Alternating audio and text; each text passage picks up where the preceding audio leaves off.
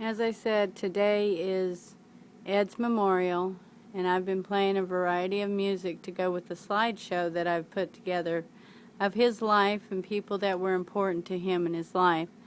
So I wanted to make a copy of the slideshow so that you guys could be a part of this also. And many people in Texas will remember this, but I also want his son, Adam, who couldn't be here, to enjoy and be a part of his life, what he didn't know, and the things he did, and be a part of his memorial, even though he couldn't be here with us today. I know he's with us in spirit. I chose the music I Can Only Imagine, Mercy Me, to go with the song, or to go with the slideshow, and I'll try and tell a little bit about it as I can. But there's Edward Griffin. This was a sign at the Center of Hope that he would always change the letters around to where it would say, "Oh, Ed." So whenever he did that, everybody knew Ed was in the building. These next couple of frames are just pictures from the Center of Hope, but these are really good friends of Ed's. They're really good people. And I was so happy to see him finally get with a good, strong group of people that were very supportive of him, and God knows they've helped him for many, many years, trying to keep him straight.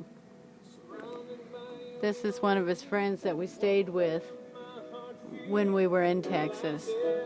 Some really good friends of his, Gary McLeod on the left and Gary Williams on the right. We were fortunate to be able to attend this church while we were in Texas.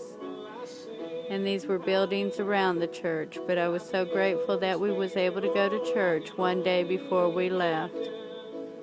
I know the pictures didn't come out real well. It was done with another camera.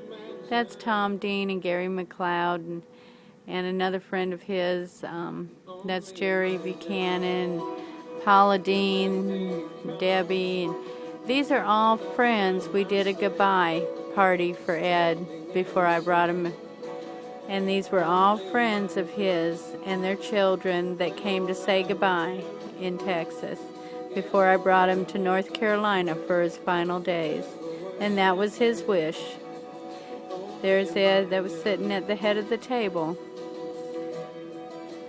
This is one of his good friends, Kay, in Texas, and her husband, Travis, who lived on a big ranch, lots of acres, lots of work. They had the stagecoach building, and we got the history of the stagecoach. And this was the building where they brought the money and transferred it back in the old days when they had the stagecoach and the horses pulled the stagecoaches. But Edward loved the history, and he missed the view of Texas. And that was Peggy on the right, me on the left. She let us stay with her the last couple of days in Texas. This is the beginning of our trip, going state to state to come back to North Carolina. And the things that I was able to get at him to get up and watch. Most of the time he laid in the back of the truck and would sleep. But I was able to get him up, and he did enjoy the trip. Here you can see a barge, that we sat there and enjoyed watching it as it went through the bridges. It was slow, so it took a little bit to watch it, and that's a close-up of it. And then there was a boat off to the right, and that's the boat that was been turned into a gambling casino. And we drove down this road, which this was the wall beside the road that I guess kept the water from going down onto the road or something, but it was a very interesting wall. And Ed had traveled, grew up traveling, had been traveling all his life. But in January of 2013, that was the last of his travels to where he stayed in North Carolina once he got here. he did get to do a little traveling around North Carolina, but not by much. But like I said, there was his resting place. Welcome to North Carolina. That was going to be the last state he traveled. And of course, he gets stuck in the mud, so welcome to North Carolina. When we first get here, and this is on the property, I tried to tell him we have very soft land here. This was Ed learning to walk with his cane, and he was kind of dancing across the parking lot of Walmart. And then we went to Lowe's, and he was getting some tools so he could start doing little odds and ends, little things, trying to build himself up, but he wasn't staying in bed. I don't know if you can see that, but it says "Don't Mess with Texas," and he really liked that t-shirt, so he wanted to get a picture of it. And this was right after he'd been working on this box. This was his garden box, and that's his strawberry plant that he was just starting, that he planted for all the children around here, really, not so much him.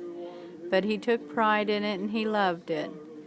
But we had to teach him that you can't water it every day like he did. Every morning he got up and went out there and worked and watered on that garden. And we had to tell him we got plenty of moisture in the air around here to where he doesn't have to water it every day, otherwise he'd choke him. This was his ulcer and how bad it was that you could almost see the bone. This was him sometimes at his doctor's appointments, and this waiting inside the doctor's office. This is what the medicine was doing to him and his health. Yeah, he tried driving one day, and as you can see, he couldn't drive, so he drove the truck into the ditch, but nobody was hurt, thank God. This is our coat of arms. This is a griffin, and it's back to the beginning.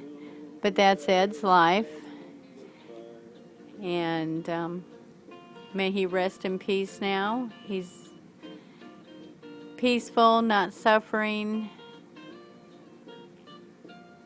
and we wish him all the best and look forward to the day that we can join him in heaven.